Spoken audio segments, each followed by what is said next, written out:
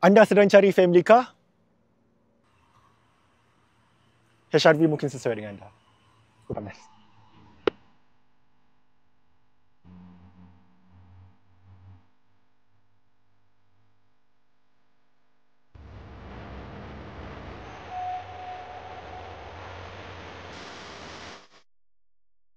Sebab saya cakap begitu, tengoklah design dia.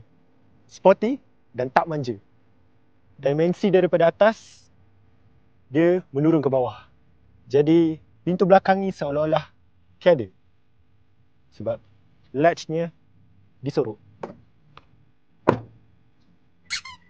Selain logo warna biru yang menandakan itu hybrid, di bawah hood, dia ada wire kabel warna oranye. Dan itu adalah kabel elektrik menandakan ini adalah sebuah hybrid.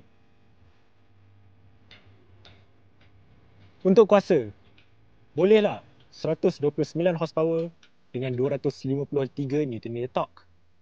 Nak cakap laju tu tidak. Yang penting, dia tinggi. Mudah orang nak pergi jalan.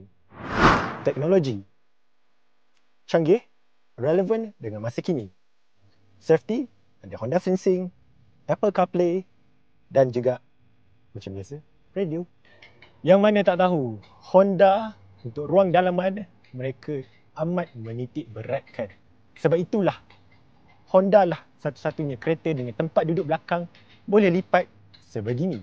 Tak nampak? Jom saya demo.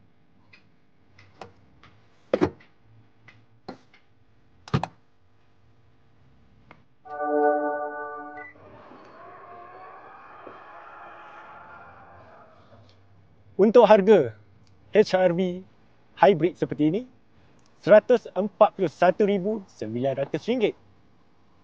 Berbaloi memandangkan ia jimat minyak, luas dan juga sangat canggih.